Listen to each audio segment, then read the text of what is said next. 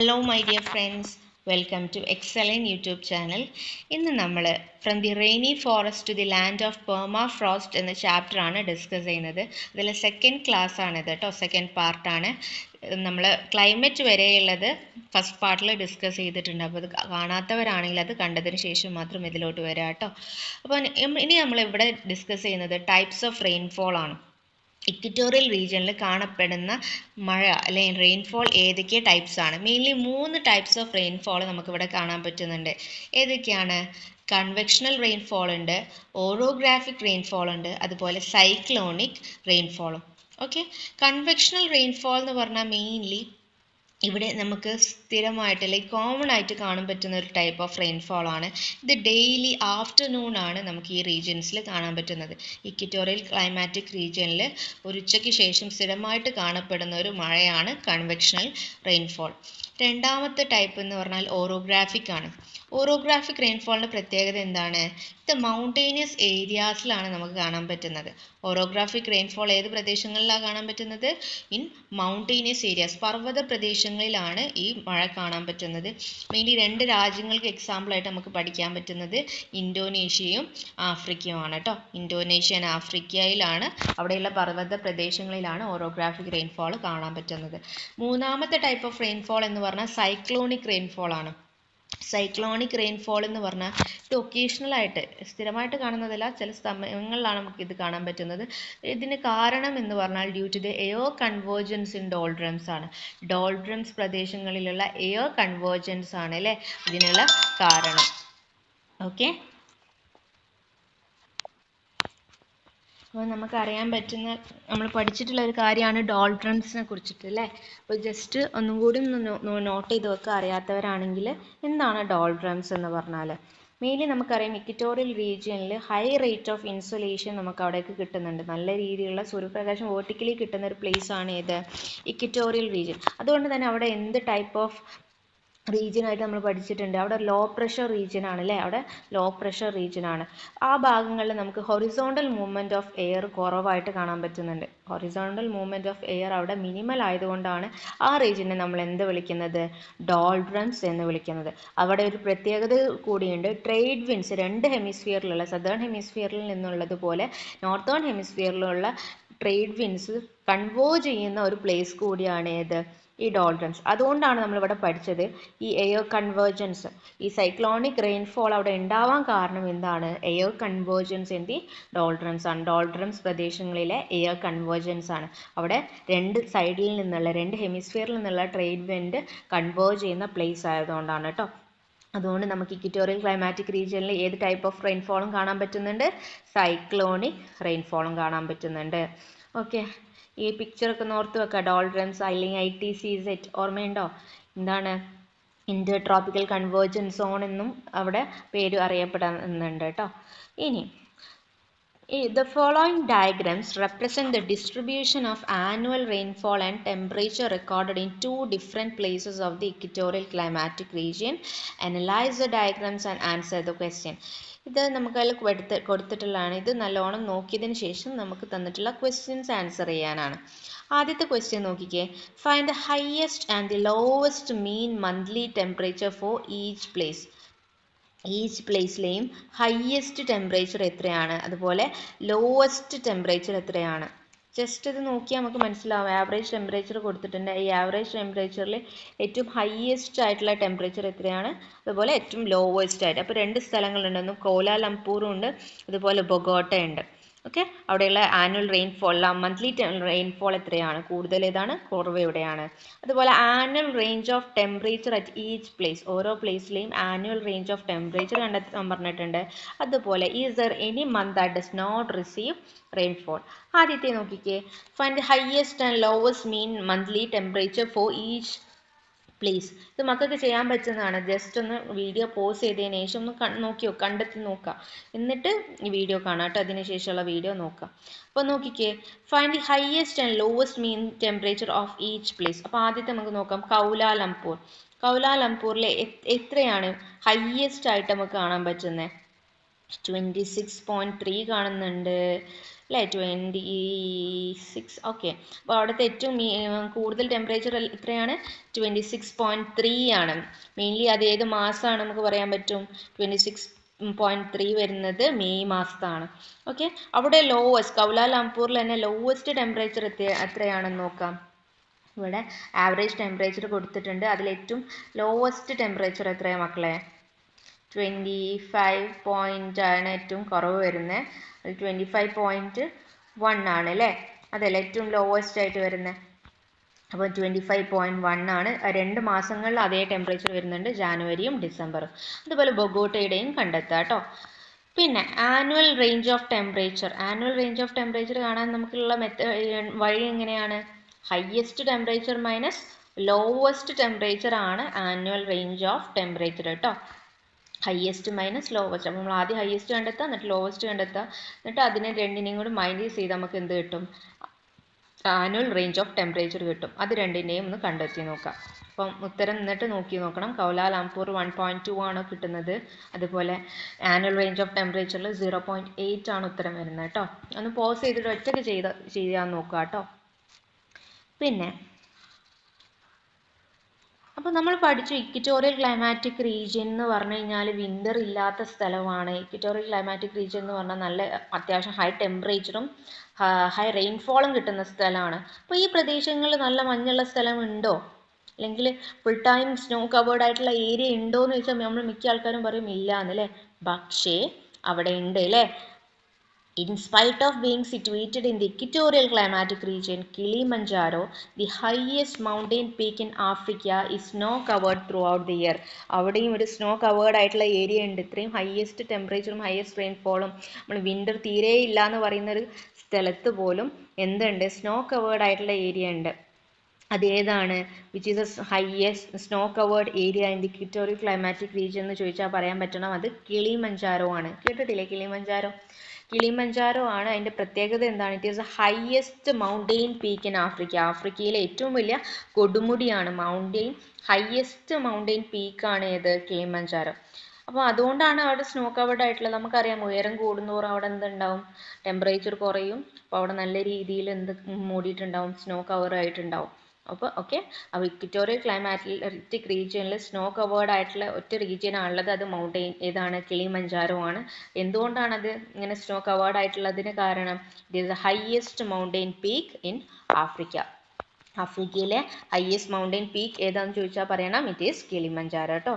എൻ്റെ ഒരു പിക്ചറൊക്കെ കൊടുത്തിട്ടുണ്ട്. ഓക്കെ, അപ്പോൾ എന്താ നിങ്ങൾ ചോദിക്കും എന്തുകൊണ്ടാണ് സ്നോ കവേർഡ് ആയിട്ടുള്ളത്? കിളിമഞ്ചാരോ എപ്പോഴും മഞ്ഞ് മൂടിയിട്ടിരിക്കാനുള്ള കാരണം എന്താണ്? നമുക്കറിയാം, ഇപ്പം പറഞ്ഞില്ലേ ഉയരം. നമ്മൾ ജോഗ്രഫിയിൽ പറയുന്ന ടേം ആണല്ലേ, ഉയരത്തിന് പറയുന്ന ഒരു ടേം ആണ് എന്ത്? ഓൾട്ടിറ്റ്യൂഡ്. ഓൾട്ടിറ്റ്യൂഡ് കൂടുന്നതിനനുസരിച്ച് എന്താ സംഭവിക്കുന്ന മക്കളെ? ടെമ്പറേച്ചർ കുറയും. അതുതന്നെയാണ് മെയിൻ കാരണം. നല്ല ഉയരം കൂടുന്നതിനനുസരിച്ച് തണുപ്പ് കൂടും. ഇപ്പോൾ നമ്മൾ വയനാട്ടിൽ ഊട്ടിയിലൊക്കെ പോയി കഴിഞ്ഞാൽ നമുക്കറിയാം അത്യാവശ്യം ഉയരമുള്ള പ്രദേശങ്ങളിലേക്കാണ് പോകുന്നത്. അവിടെ എപ്പോഴും നമ്മൾ നിൽക്കുന്നതിനെക്കാട്ടും കുറച്ചും കൂടി തണുപ്പുള്ള ഏരിയ ആണ്. എന്തുകൊണ്ടാണ്? ഹൈ ഓൾട്ടിറ്റ്യൂഡ് ആണ് അതിന് റീസൺ.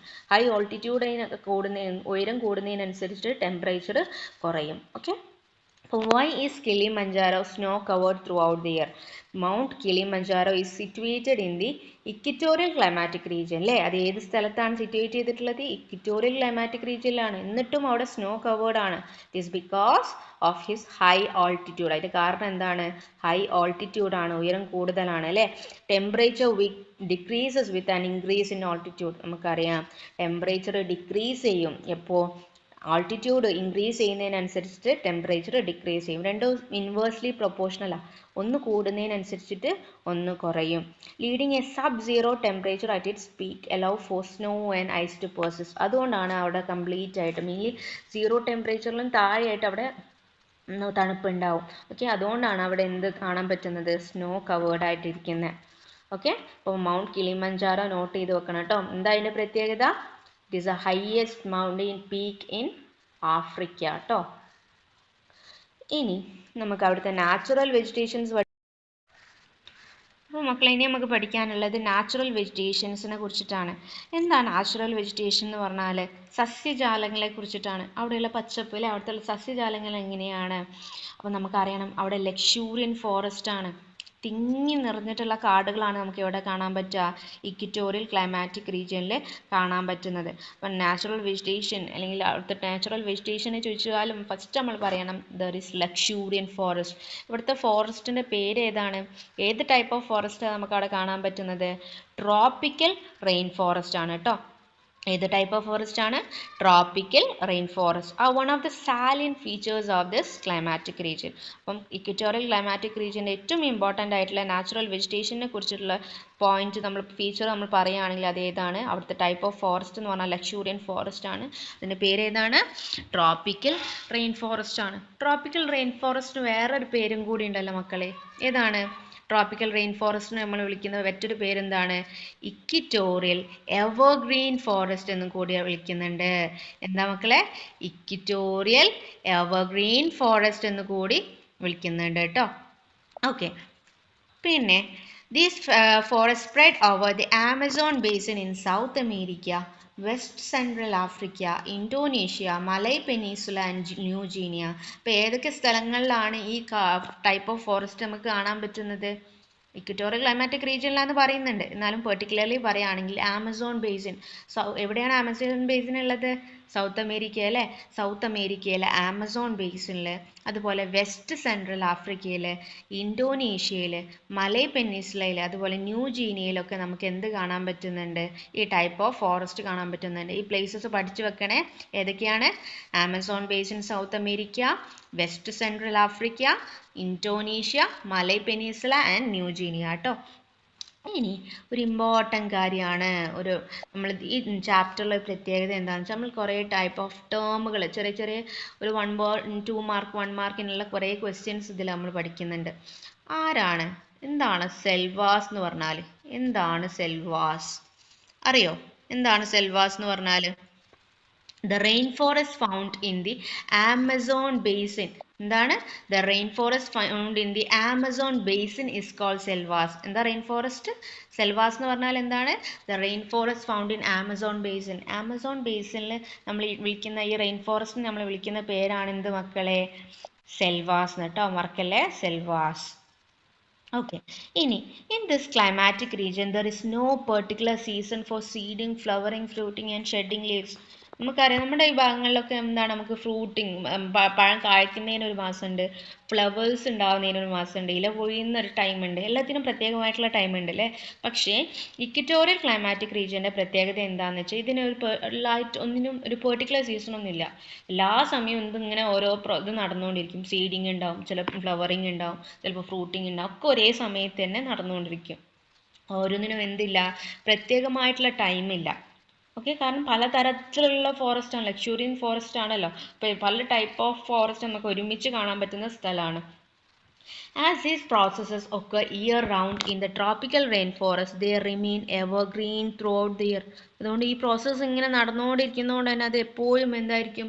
എവർഗ്രീൻ ആയിരിക്കും, എപ്പോഴും പച്ചപ്പ് അല്ലേ, ഗ്രീൻ കളർ ആയിട്ടുള്ള ഫുൾ ടൈം പച്ചപ്പുള്ള ഒരു ഫോറസ്റ്റ് ആയിരിക്കും. നമുക്ക് വേനൽക്കാലമൊക്കെ വരുന്ന സമയത്ത് നമ്മുടെ ഫോറസ്റ്റ് എങ്ങനെയാണ്? കുറച്ച് ടൈമിൽ ഇലയൊക്കെ പൊഴിഞ്ഞിട്ടുണ്ടാവും, മരത്തിൻ്റെ മുകളിൽ ഇലയൊന്നും ഉണ്ടാവില്ല. പക്ഷെ ഇവിടെ എങ്ങനെയാണ്? ഫുൾ ടൈം നമുക്ക് എന്ത് കാണാം? പച്ചപ്പ് കാണാൻ പറ്റും. ഓക്കെ, കാരണം അവിടെ ഒന്നിനും പ്രത്യേകമായിട്ടുള്ള മാസമില്ല, എല്ലാ ടൈമിനും എന്ത് നടന്നു, ഇങ്ങനെ ഫ്രൂട്ടിങ്ങും ഫ്ലവറിങ്ങും ഇതൊക്കെ നടന്നുകൊണ്ടിരിക്കും.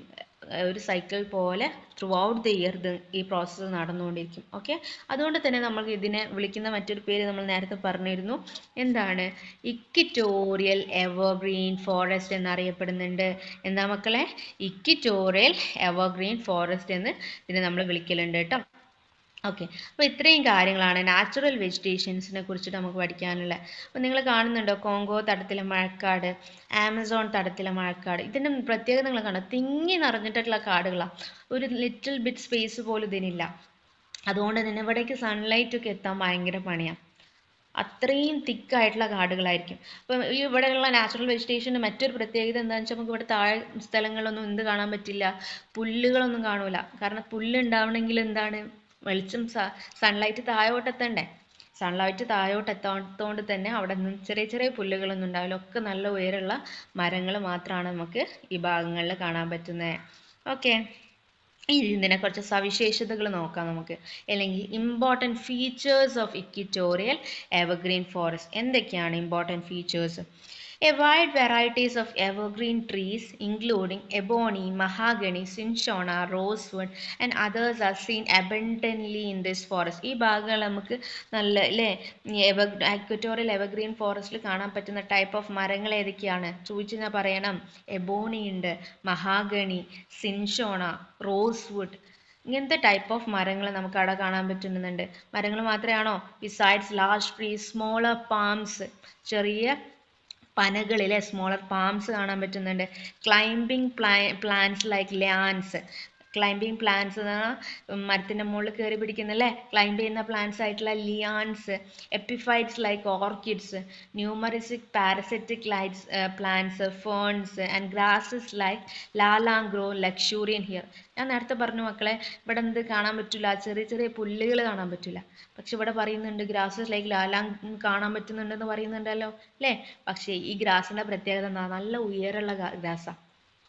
ലാലാങ് എന്ന് പറഞ്ഞാൽ നല്ല ഹൈറ്റ് ഉള്ള ഗ്രാസ് ആണ് കേട്ടോ. അപ്പോൾ ചെറിയ ചെറിയ പുല്ലുകളും ചെടികളും നമുക്ക് എവിടെ കാണാൻ പറ്റൂല? ഈ ഇക്വിറ്റോറിയൽ ക്ലൈമാറ്റിക് റീജിയനിൽ കാണാൻ പറ്റൂല. ഈ പേര് ഓർത്ത് വെക്കണേ, ലാലാങ്. വലിയ ഉയരം കൂടിയിട്ടുള്ള ഗ്രാസ് ആണ് കേട്ടോ. ഹൈറ്റ് ഉള്ള ഗ്രാസിനെയാണ് നമ്മൾ എന്ത് വിളിക്കുക? ലാലാങ് എന്ന് വിളിക്കുന്നത്. ക്ലൈംബിംഗ് പ്ലാന്റ്സിന് എക്സാമ്പിൾ ആയിട്ട് പറയുന്നുണ്ട് ലിയാൻസ് അല്ലേ. എപ്പിഫൈറ്റ്സിന് എക്സാമ്പിൾ ആയിട്ട് പറയുന്നത് ഏതാണ്? ഓർക്കിഡ്സ് ഉണ്ട്. അപ്പോൾ ഇങ്ങനത്തെ കാര്യങ്ങളൊക്കെ കേട്ടോ പഠിച്ചു വെക്കുക. അപ്പം വൈഡ് വെറൈറ്റി എവർഗ്രീൻ ട്രീസ് ഏതൊക്കെയാണ്? എബോണി, മഹാഗണി, സിൻഷോണ, റോസ്വുഡ് ഒക്കെ നമുക്കിവിടെ കാണാൻ പറ്റുന്ന ട്രീസ് ആണ്. എബോണി, മഹാഗണി, സിൻഷോണ, റോസ്വുഡ് ഒക്കെ. അതുപോലെ ഇതിന് കൂടെ തന്നെ കാണാൻ പറ്റുന്ന മറ്റു ചെടികൾ ഏതൊക്കെയാണ്? സ്മോളർ പാംസ് ഉണ്ട്, അതുപോലെ climbing plants like lianas, epiphytes like orchids, numerous parasitic plants ഒക്കെ നമുക്കിവിടെ കാണാൻ പറ്റുന്നുണ്ട്. Another significant feature of these rainy forests is that multiple species coexist in a particular area. ഇവിടെ കാണാൻ പറ്റുന്ന ഒരേ ടൈപ്പ് ഓഫ് ട്രീസ് അല്ല, അല്ലെങ്കിൽ ഒരേ type of species of plant trees അല്ല നമുക്ക് കാണാൻ പറ്റുന്ന. പല തരത്തിലുള്ള ടൈപ്പ് ഓഫ് ട്രീസ് നമുക്ക് ഒരേ ഭാഗങ്ങളിൽ കാണാൻ പറ്റും. ഒരു സ്ഥലത്ത് എക്സാമ്പിൾ ആയിട്ട് പറയുന്നുണ്ട് 200 സ്പീഷീസ് ഓഫ് പ്ലാന്റ്സ് ഒരു ഏക്കർ ഓഫ് ഫോറസ്റ്റിൽ. ഒരു ഏക്കർ ഫോറസ്റ്റിൽ 200 തരത്തിലുള്ള പ്ലാന്റ്സ് ട്രീസിനെ നമുക്ക് കാണാൻ പറ്റുന്നുണ്ട്. അത് ഏത് സ്ഥലത്താണെന്ന് പറയണം, ക്ലിയർ ആയിട്ട് പറഞ്ഞു തരുന്നുണ്ട്. മലേഷ്യൻ റെയിൻ ഫോറസ്റ്റിലാണ് കേട്ടോ മക്കളെ. എവിടെയാണ്? മലേഷ്യൻ റെയിൻ ഫോറസ്റ്റിൽ 200 നോക്കിക്കാൻ 200 സ്പീഷീസ് ഓഫ് പ്ലാന്റ്സ് ഒരു ഏക്കർ ഓഫ് ലാൻഡിൽ കാണാൻ പറ്റുന്നുണ്ട് എന്ന് പറയുന്നുണ്ട്. ഓക്കെ, അപ്പം മലേഷ്യയിൽ അപ്പം അത്രയും കാരണം എന്താണ് അവിടെ മൾട്ടിപ്പിൾ സ്പീഷീസ് ആണ്. ഒരു സ്ഥലത്ത് ഒരേ ടൈപ്പ് ഓഫ് ഫോറസ്റ്റ് മാത്രമല്ല കാണുന്നത്. നമ്മളിപ്പോൾ ഇവിടെ ചില നമ്മളെ കേരളത്തിലൊക്കെ നോക്കുകയാണെങ്കിൽ ഒരു സ്ഥലത്ത് കുറേ, ഒരു ഭാഗത്ത് തന്നെ തെങ്ങ് കുറേ ഉണ്ടാവും, ചില ഭാഗത്ത് വാഴ കുറേ ഉണ്ടാവും. ഇവിടെ അങ്ങനെയല്ല. ഒരു ഏക്കർ ഓഫ് ലാൻഡിൽ തന്നെ 200 തരം species of plants and trees നമുക്ക് കാണാൻ പറ്റുന്നുണ്ട്. Plants grow to varying heights depending on the availability of sunlight. ഇവിടെ സൺലൈറ്റിൻ്റെ അടിസ്ഥാനത്തിൽ പ്ലാന്റ്സ് പല ഡിഫറെൻറ്റ് ഹൈറ്റ്സിലാണുള്ളത്. Trees form canopies at different levels according to their heights. അപ്പം ട്രീസ് അവർ കനോപ്പീസ് ആയിട്ട് ഫോം ചെയ്യുന്നത് എങ്ങനെയാണ്? അവരുടെ ഹൈറ്റിനനുസരിച്ചിട്ടാണ്. ഓക്കെ, അപ്പോൾ മെയിൻലി നമുക്ക് 3 ലെയർ ആയിട്ട് 3 ടൈപ്പ് ഇതാക്കിയിട്ട് നമുക്ക് മാറ്റാൻ പറ്റും. 3 കനോപ്പീസ് ഓഫ് ട്രീസ് അവിടെ ഏതൊക്കെയാണ്? അപ്പർ ലെയർ ഉണ്ട്, മിഡിൽ ലെയർ അല്ലെങ്കിൽ ഇൻ്റർമീഡിയറ്റ് ലെയർ ഉണ്ട്, ലോവർ ലെയർ ഉണ്ട്. ഓക്കെ, ഈ അപ്പർ ലെയർ എന്ന് പറഞ്ഞാൽ എത്ര ഫീറ്റ് ആണ്? 150 അല്ലേ. 150 ഫീറ്റ് ഉള്ള ഇതാണ് ഇവിടെ കൊടുത്തിട്ടില്ല. ഇവിടെ മലയാളത്തിൻ്റെ നോക്കുകയാണെങ്കിൽ നമുക്ക് മനസ്സിലാകാൻ പറ്റും. 150 ഫീറ്റ് ആണ് ഇവിടെ കാണുന്നത്. ഏറ്റവും ഉയരം കൂടിയ മരങ്ങൾ അല്ലെങ്കിൽ അപ്പർ ലെയറിലുള്ള ട്രീസ് എത്ര ഉയരമുണ്ട്? 150 ഫീറ്റ് ഉണ്ട്. ഇനി മിഡിൽ ലെയറിലാണെങ്കിലോ മധ്യപാളിയിൽ 60 അടിയാണ്, 60 ഫീറ്റ് ആണ്. ഇനി താഴെയുള്ളതാണെങ്കിൽ 30 അടിയുണ്ട്. അപ്പോൾ അവിടുത്തെ ഉയരം നോക്കിക്കോ, ഓരോ മരങ്ങളുടെ ഉയരം എന്ന് പറഞ്ഞാൽ 150 ഫീറ്റ് ഉയരം എന്ന് പറഞ്ഞാൽ അത്ര ചെറിയ മരമാണോ? 150 ഫീറ്റ് അപ്പർ ലെയർ. അതുപോലെ മിഡിൽ ലെയർ എത്ര ഫീറ്റ് ഉണ്ട്? 60 ഫീറ്റ് ഉണ്ട്. അതുപോലെ ലോവർ ലെയർ ആണെങ്കിൽ 30 ഫീറ്റും ഉണ്ട്. ഓക്കെ, അപ്പോൾ ഈ ഭാഗങ്ങളിൽ നമുക്ക് എന്ത് കാണാൻ പറ്റുന്നുണ്ട്? Trees forms canopies at different levels according to their heights കേട്ടോ. അപ്പോൾ ഇത്രയും പോയിന്റ്സ് ആണ് ഇതിൻ്റെ ഫീച്ചേഴ്സ് ആയിട്ട് പഠിക്കുന്നത്. ഏതൊക്കെ ടൈപ്പ് ഓഫ് ട്രീസ് ആണ്, അതുപോലെ ട്രീസിന് പുറമെ കാണപ്പെടുന്ന സംഭവങ്ങൾ എന്തൊക്കെയാണ് അവിടെ കാണുന്നത്? അതുപോലെ മൾട്ടിപ്പിൾ സ്പീഷീസ് നമുക്ക് കാണാൻ പറ്റുന്നുണ്ട്. മലേഷ്യൻ റെയിൻ ഫോറസ്റ്റ് പ്രത്യേകമായിട്ട് പറയുന്നുണ്ട് 1 ഏക്കർ സ്ഥലത്ത് 200 തരം സ്പീഷീസിനെ കാണാൻ പറ്റുന്നുണ്ട്. അല്ലെങ്കിൽ ഹൈറ്റിനെ ഡിപ്പെൻഡ് ചെയ്തുകൊണ്ട് ട്രീസ് കെനോപ്പീസ് ആയിട്ട് ഫോം ചെയ്യുന്നുണ്ട് അല്ലേ. Upper layer, middle layer and lower layer. Upper layer 150 feet ഉയരമുള്ള മരങ്ങളെല്ലാം അപ്പർ ലെയറിലും 60 ഫീറ്റ് ഉയരമുള്ള മരങ്ങളെല്ലാം ഇൻ്റർമീഡിയറ്റ് ലെയറിലും അതുപോലെ 30 ഫീറ്റ് ഹൈറ്റുള്ള മരങ്ങളെല്ലാം ലോവർ ലെയറിലും ഇൻക്ലൂഡ് ചെയ്യുന്നുണ്ട്. ഓക്കെ, അപ്പം വ്യത്യസ്ത ഉയരത്തിൽ മരങ്ങൾ തീർത്തിട്ടുള്ള മേലാപ്പുകൾ അല്ലേ, അതായിട്ടാണ് നിങ്ങളോട് ചോദിക്കാം. അങ്ങനെ ചോദിക്കുകയാണെങ്കിൽ ഇതിനുള്ള രൂപത്തിൽ നമുക്ക് പറയാൻ പറ്റണം കേട്ടോ. പിന്നെ ഒരു ഇമ്പോർട്ടൻറ്റ് ക്വസ്റ്റ്യൻ ആണ് ലങ്സ് ഓഫ് ദ വേൾഡ്. എന്താണ് ലങ്സ് ഓഫ് ദ വേൾഡ് എന്നറിയപ്പെടുന്ന ഫോറസ്റ്റ് ഏതാണ് എന്ന് ചോദിക്കാം. ലോകത്തിൻ്റെ തന്നെ ലങ്സ് ഏതാണ്? These evergreen rainforests absorb carbon dioxide and produce oxygen at a massive rate. As a result, these forests are often referred to as the lungs of the world. Equatorial evergreen ഫോറസ്റ്റിന് അല്ലെങ്കിൽ equatorial tropical ഫോറസ്റ്റിന് എന്തെന്ന് വിളിക്കുന്നുണ്ട്? Lungs of the world എന്നറിയപ്പെടുന്നുണ്ട്. ലോകത്തിൻ്റെ ശ്വാസകോശം എന്നറിയപ്പെടണം. കാരണം എന്താ? നമുക്കറിയാം മരങ്ങളാണ് നമുക്ക് മനുഷ്യന്മാർക്കും മറ്റു ജീവികൾക്കുമുള്ള ഓക്സിജൻ പ്രൊവൈഡ് ചെയ്യുന്നത് ആരാണ്? ഈ മരങ്ങളാണ്. അതുപോലെ നമ്മൾ പുറത്ത് വിടുന്ന കാർബൺ ഡൈ ഓക്സൈഡ് വലിച്ചെടുക്കുന്നത് ആരാണ്? ഈ മരങ്ങളാണ്. അപ്പം ഇത് രണ്ടും നമുക്കറിയാം ഏറ്റവും കൂടുതലായിട്ട് തിങ്ങി നിറഞ്ഞിട്ടുള്ള കാടുകളുള്ള സ്ഥലമല്ലേ. അപ്പം മേജർ ഓഫ് കംപ്ലീറ്റ് നമുക്ക് ഓക്സിജൻ പ്രൊഡ്യൂസ് ചെയ്യുന്നതും അതുപോലെ ഓക്സിജൻ കാർബൺ ഡൈ ഓക്സൈഡ് വലിച്ചെടുക്കുന്നതും ആരായിരിക്കും? ഈ ഫോറസ്റ്റ് ആണ്. അതുകൊണ്ട് തന്നെയാണ് ഇതിനെന്ത് വിളിക്കുന്നത്? ലങ്സ് ഓഫ് ദി വേൾഡ് എന്നറിയപ്പെടാൻ കാരണം. ഓക്കെ, അപ്പോൾ ലങ്സ് ഓഫ് ദി വേൾഡ് അറിയപ്പെടുന്നത് ഏതാണ്? ഇക്വിറ്റോറിയൽ എവർഗ്രീൻ ഫോറസ്റ്റിനെയാണ് കേട്ടോ. In equatorial rainforest, the forest is cleared at certain places for shifting cultivation. ഈ സ്ഥലങ്ങളിൽ നമ്മൾ എന്താക്കുന്നുണ്ട്? അവർ മെയിൻലി ഇക്വിറ്റോറിയൽ ക്ലൈമാറ്റിക് റീജിയനിൽ അവർ ഫോളോ ചെയ്യുന്ന ടൈപ്പ് ഓഫ് കൾട്ടിവേഷൻ എന്ന് പറഞ്ഞാൽ ഷിഫ്റ്റിംഗ് കൾട്ടിവേഷനാണ്. അറിയാം നമുക്ക് അറിയോ എന്താ ഷിഫ്റ്റിംഗ് കൾട്ടിവേഷൻ എന്ന് പറഞ്ഞാൽ? ഇപ്പം നമ്മൾ എന്താണ് ഒരു സ്ഥലത്ത് ഒരു കൃത്യമായിട്ട് ഒരു ഏരിയ എടുത്ത് അവിടെ കാടുകളൊക്കെ, അവിടെ നമുക്കറിയാം ഫുൾ തിങ്ങി നിറഞ്ഞ കാടുകളാണ്. ആ കാടുകളൊക്കെ വെട്ടി അവിടെ കുറച്ച് കാലം അവർ കൃഷി ചെയ്യും. ആ മണ്ണിൻ്റെ ഫലഭൂയിഷ്ഠതൊക്കെ കഴിഞ്ഞാൽ അവരെന്താക്കും? അവിടെ നിന്ന് മാറി വേറെ സ്ഥലം തേടിപ്പോവും. അതിനെയാണ് നമ്മൾ ഷിഫ്റ്റിംഗ് കൾട്ടിവേഷൻ എന്ന് പറയുന്നത്. Okay, so when these clearings are abandoned after cultivation, luxuriant secondary forests spring up. Such secondary forests are called belukar. അടുത്ത ടേം ആണ് മക്കളെ. എന്താണ് belukar? അപ്പോൾ നമ്മൾ എന്തൊക്കെയാണ് പഠിച്ചേ? ഇങ്ങനത്തെ കുറേ ചെറിയ ചെറിയ ടേംസ് പഠിച്ചു. എന്താ സെൽവാസ് എന്ന് പറഞ്ഞാൽ എന്തായിരുന്നു? സെൽവാസ് ഓർമ്മയുണ്ടോ? എവിടെയാണ് Selva? Evergreen forest in Amazon basin അല്ലേ. ആമസോൺ ബേസിനിലുള്ള എവർഗ്രീൻ ഫോറസ്റ്റിനെയാണ് നമ്മൾ എന്ത് വിളിച്ചത്? സെൽവാസ് എന്ന് വിളിച്ചത്. ലങ്സ് ഓഫ് ദ വേൾഡ് എന്നറിയപ്പെടുന്ന ആരെയാണ്? ഇക്വിറ്റോറിയൽ എവർഗ്രീൻ ഫോറസ്റ്റിനെയാണ്. ഇനി അടുത്ത ടേമാണ് ബെലൂക്കാർ. എന്താണ് ബെലൂക്കാർ എന്ന് പറഞ്ഞാൽ? ബെലൂക്കാർ എന്ന് പറഞ്ഞാൽ മക്കളെ ഇത്രയേ ഉള്ളൂ. നമ്മൾ പറഞ്ഞില്ലേ ഷിഫ്റ്റ്, അവർ മെയിൻലി ഫോളോ ചെയ്യുന്നത് ഏത് ടൈപ്പ് ഓഫ് കൾട്ടിവേഷൻ ആണ്? ഷിഫ്റ്റിംഗ് കൾട്ടിവേഷൻ ആണ്. നിങ്ങളൊന്ന് നോക്കിക്കേ, ഒരു ഫോറസ്റ്റ് ഇക്വിറ്റോറിയൽ ക്ലൈമാറ്റിക് റീജിയനിൽ ഒരു സ്ഥലം എടുത്തു, 1 ഏക്കർ ഓഫ് ലാൻഡ് എടുത്തു. അവിടെ കംപ്ലീറ്റ് ഫോറസ്റ്റ് ആണ്. അവർ ആദ്യം എന്ത് ചെയ്യണം? ഈ ഫോറസ്റ്റ് ഒക്കെ ക്ലിയർ ചെയ്യണം. ഈ ഫോറസ്റ്റ് ഒക്കെ ക്ലിയർ ചെയ്ത് ഇവർ എന്ത് ചെയ്തു? അവിടെ കൾട്ടിവേഷൻ നടത്തി.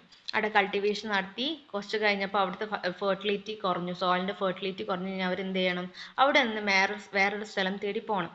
അങ്ങനെ ഇവർ മാറി വേറെ സ്ഥലത്തോട്ട് പോകുന്ന സമയത്ത് ആ സ്ഥലത്ത് പിന്നീട് ഉണ്ടാകുന്ന ഫോറസ്റ്റ് അല്ലേ, സെക്കൻഡറി ഫോറസ്റ്റിനെ നമ്മൾ വിളിക്കുന്ന പേരാണ് ബെലൂക്കാർ. മെയിൻലി ഈ ബെലൂക്കാർ എന്ന വിളിപ്പേര് നൽകിയിട്ടുള്ളത് മലേഷ്യയിലാണ് കേട്ടോ. അപ്പോൾ secondary forest are called belukar in Malaysia. അപ്പം നിങ്ങളോട് ചോദിക്കാം ബെലൂക്കാർ എന്താണ്? ബെലൂക്കാർ 2 മാർക്കിന് ചോദിക്കാം, പറയണം. In equatorial rain forest, the forest is cleared at certain places for shifting cultivation. When these clearance are abandoned after cultivation, less secondary forest ഉണ്ടാകുന്നുണ്ട്. ഈ secondary ഫോറസ്റ്റിനെയാണ് നമ്മൾ എന്ത് വിളിക്കുന്നത്? ബെലൂക്കാർ എന്ന് മലേഷ്യയിൽ വിളിക്കുന്നത്. ഓക്കെ, അത് കൃത്യമായിട്ട് പഠിച്ചു വെക്കണം കേട്ടോ. In the coastal areas and brackish swamps, mangrove forest rain. അപ്പോൾ ഈ ട്രോപ്പിക്കൽ റെയിൻ ഫോറസ്റ്റ് മാത്രമല്ല ഇവിടെ കാണാൻ പറ്റുന്നത്, വേറെ ടൈപ്പ് ഓഫ് റെയിൻ ഫോറസ്റ്റും കൂടി ഇവിടെ കാണുന്നുണ്ട്. അതേതാണ്? മാൻഗ്രോവ് ഫോറസ്റ്റ് ആണ്. ഏതാ മക്കളെ? Mangrove forest. എന്താ മാംഗ്രോവ് ഫോറസ്റ്റ് എന്ന് പറഞ്ഞാൽ കണ്ടൽ കാടുകൾ നമുക്ക് ഇവിടെ കാണാൻ പറ്റുന്നുണ്ട്. ഓക്കെ, ഈ കണ്ടൽ കാടുകൾ കാണാൻ പറ്റുന്ന സ്ഥലങ്ങൾ എന്ന് പറഞ്ഞാൽ മെയിൻലി ഒന്ന് കോസ്റ്റൽ ഏരിയാസിൽ. എന്താണ് കോസ്റ്റൽ ഏരിയാസ് എന്ന് പറഞ്ഞാൽ നമ്മുടെ തീരപ്രദേശങ്ങളിൽ കാണാൻ പറ്റുന്നുണ്ട്. അതുപോലെ ബ്രാക്കിഷ് സ്വാംസ്, തടങ്ങൾ, നമ്മൾ തണ്ണീർ താഴ്ന്ന പ്രദേശങ്ങളിലും നമുക്ക് ഏത് ടൈപ്പ് ഓഫ് ഫോറസ്റ്റ് കാണാൻ പറ്റുന്നുണ്ട്? മാംഗ്രോവ് ഫോറസ്റ്റ് കാണാൻ പറ്റുന്നുണ്ട്. അപ്പോൾ മെയിൻലി നാച്ചുറൽ വെജിറ്റേഷൻ ചോദിക്കുകയാണെങ്കിൽ രണ്ടെണ്ണം പറയാൻ പറ്റും. ഇക്വറ്റോറിയൽ എവർഗ്രീൻ ഫോറസ്റ്റ് അല്ലേ, അല്ലെങ്കിൽ ട്രോപ്പിക്കൽ റെയിൻ ഫോറസ്റ്റും ഉണ്ട്, അതുപോലെ മാംഗ്രോവ് ഫോറസ്റ്റും ഉണ്ട്. ട്രോപ്പിക്കൽ ഫോറസ്റ്റ് ആണ് മെജോറിറ്റി ഭാഗം അതാണ്. കോസ്റ്റൽ ഏരിയാസിലും സ്വാംപ്സിലും മാത്രം കാണപ്പെടുന്ന ടൈപ്പ് ഓഫ് ഫോറസ്റ്റ് ഏതാണ്? അത് മാംഗ്രോവ് ഫോറസ്റ്റ് ആണെന്ന് ഓർത്ത് വെക്കാം കേട്ടോ. ഓക്കെ മക്കളെ, അപ്പോൾ ഇത്രയും കാര്യങ്ങളാണ് ഇന്ന് നമ്മൾ പഠിച്ചിട്ടുള്ളത്. കുറഞ്ഞ ഭാഗം എടുക്കുന്നുള്ളൂ. അപ്പോൾ ആ ഉള്ള ഭാഗം മക്കൾ നല്ല രീതിയിൽ എന്താക്കുക, നോട്ട്സ് ഒക്കെ തയ്യാറാക്കി പഠിക്കാൻ നോക്കുക. അപ്പോൾ മാക്സിമം നിങ്ങൾ നല്ല രീതിയിൽ ക്ലാസ് കേൾക്കുക. എന്തെങ്കിലും ഡൗട്ട് ഉണ്ടെങ്കിൽ അല്ലെങ്കിൽ ക്ലാസ്സിൽ എന്തെങ്കിലും മാറ്റം വരുത്തുന്നുണ്ടെങ്കിൽ നിങ്ങൾ എന്ത് ചെയ്യുക, കമൻസിലൂടെ പറയാം. നോട്ട്സ് വേണമെങ്കിൽ കമൻസിലൂടെ പറയാം. ക്ലാസ്സിന് എന്താണെങ്കിലും, നിങ്ങളുടെ നെഗറ്റീവ് ആണെങ്കിലും പോസിറ്റീവ് ആണെങ്കിലും നിങ്ങളുടെ അഭിപ്രായങ്ങൾ കമൻസിലൂടെ രേഖപ്പെടുത്താം കേട്ടോ. ഓക്കെ, അപ്പോൾ ഇത്രയും പറഞ്ഞുകൊണ്ട് ഇന്നത്തെ ക്ലാസ് നമ്മൾ വൈൻഡപ്പ് ചെയ്യാണ്. So thank you from excellent YouTube channel.